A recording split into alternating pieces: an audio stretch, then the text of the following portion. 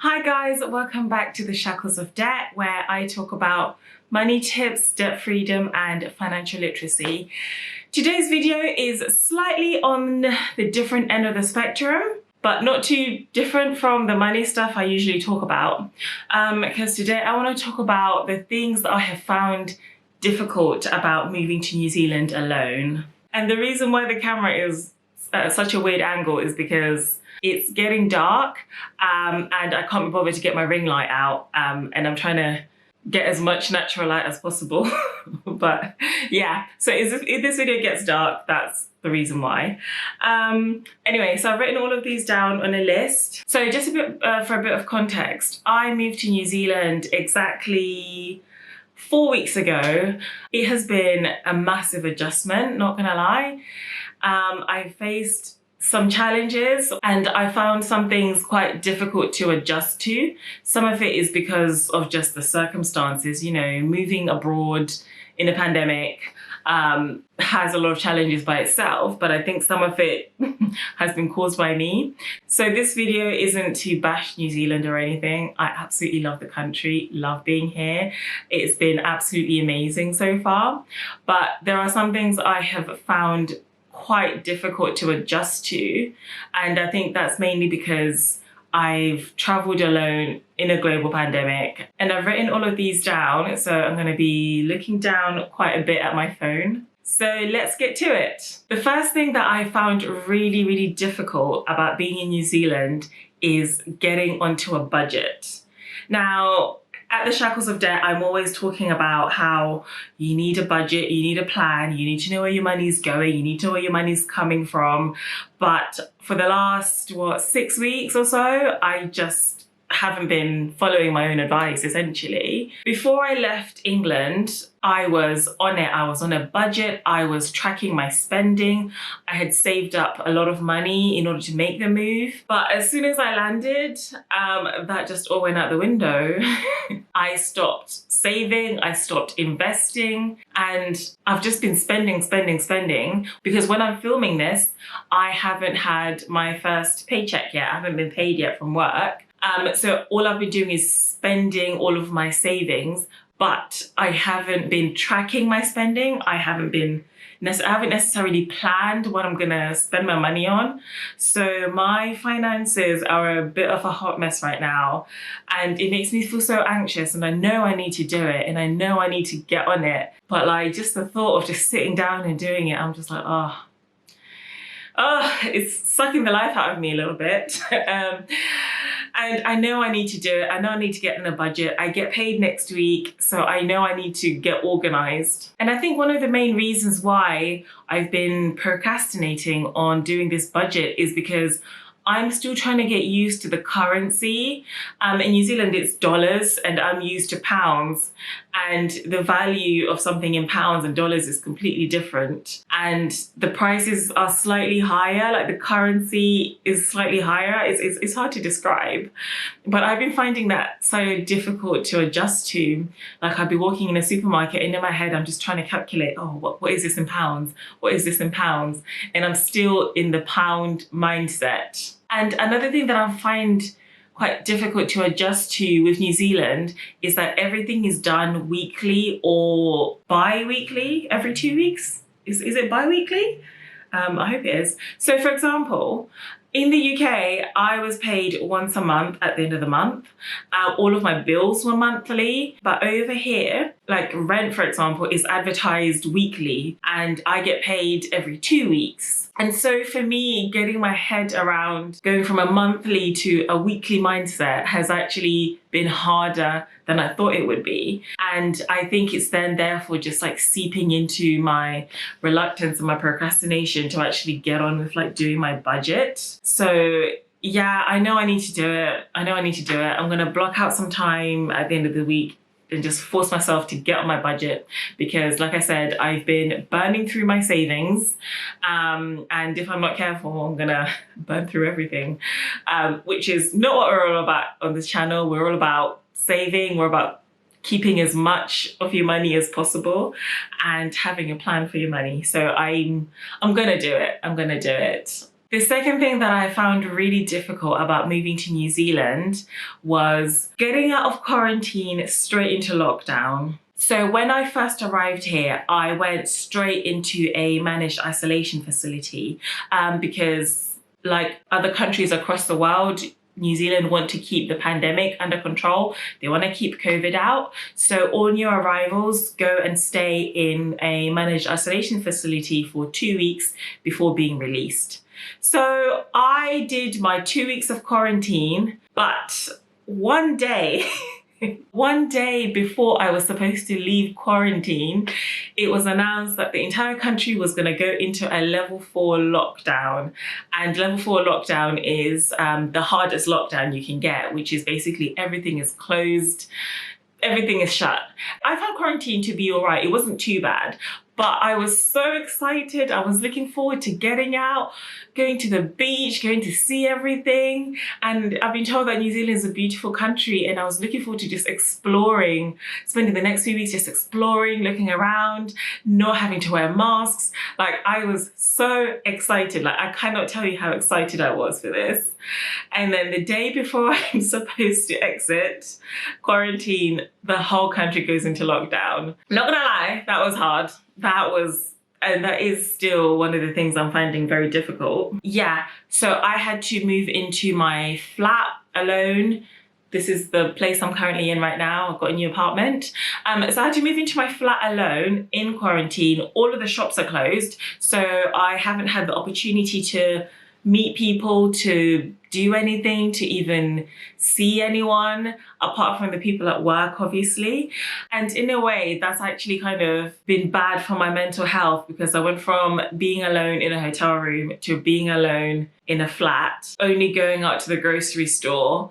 And yeah, that's been really difficult. And don't get me wrong, I am so grateful that the New Zealand government is so responsive.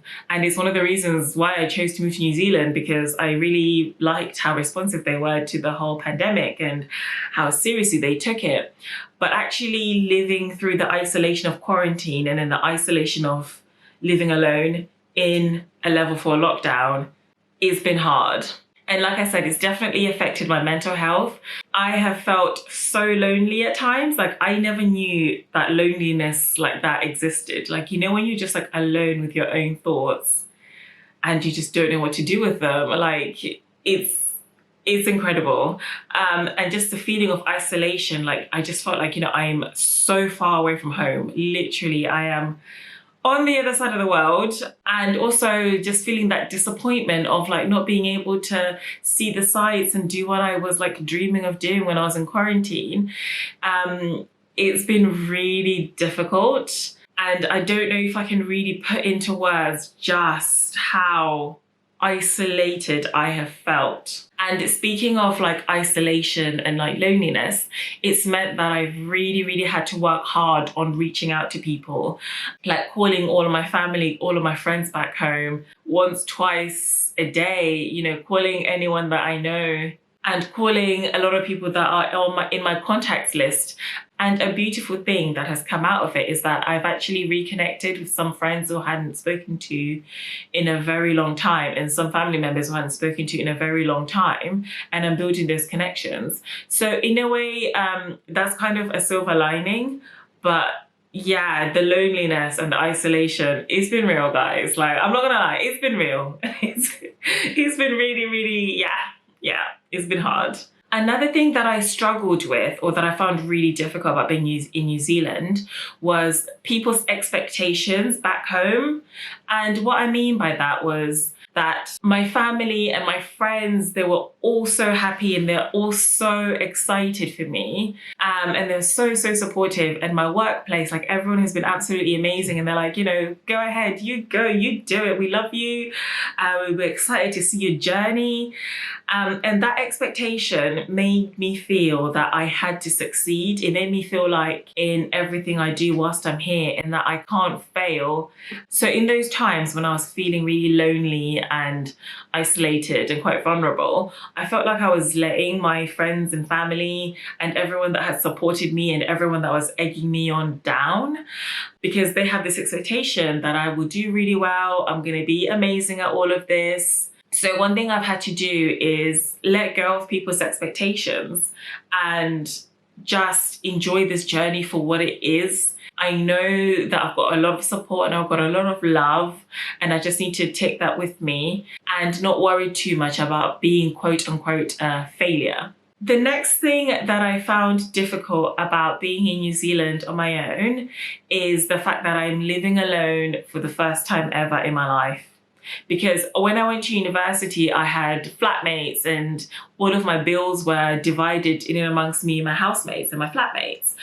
And after university, I went to live at home with mum and dad. And thank God, like my mum and dad didn't charge me rent or anything. And I was able to just live there rent free, and they gave me the opportunity, and I'm so grateful. But the result of that is the fact that I have never had any experience of like managing my own household. And what I mean by that is like managing my own bills, managing my own rent, managing the full cost of everything. And so I found that when I moved into my flat, there were lots of things that I had to think about, that I had to adjust to, things like, you know, getting Wi-Fi, paying for water, power, electricity, gas, as well as rent. And I know how to do all of that, but I've just come from an environment where I was living with my parents, and now I'm having to figure out this whole living by yourself thing in a different country in a currency that I'm not familiar with. So that's been quite difficult, but it's been okay. It hasn't been impossible. I managed to save up a decent amount of money before I left England, and that's really, really helped to tide me over quite a bit. Another thing that I found difficult is the cost of living. Now, I was warned beforehand that New Zealand has got a very high cost of living, and the fact that I was gonna come to the capital city, Auckland, and live by myself instead of sharing with anyone, I was actually warned that it's going to be quite pricey. But I underestimated just how pricey that was going to be. And I'm already noticing right now that I'm going to really, really have to work hard, and I'm really going to have to be disciplined with my budget if I want to save and invest a good amount of money in my time here. The last point I want to make, and it kind of ties into everything that I've already spoken about thus far, but I think the hardest thing that I found so far is everything just being new.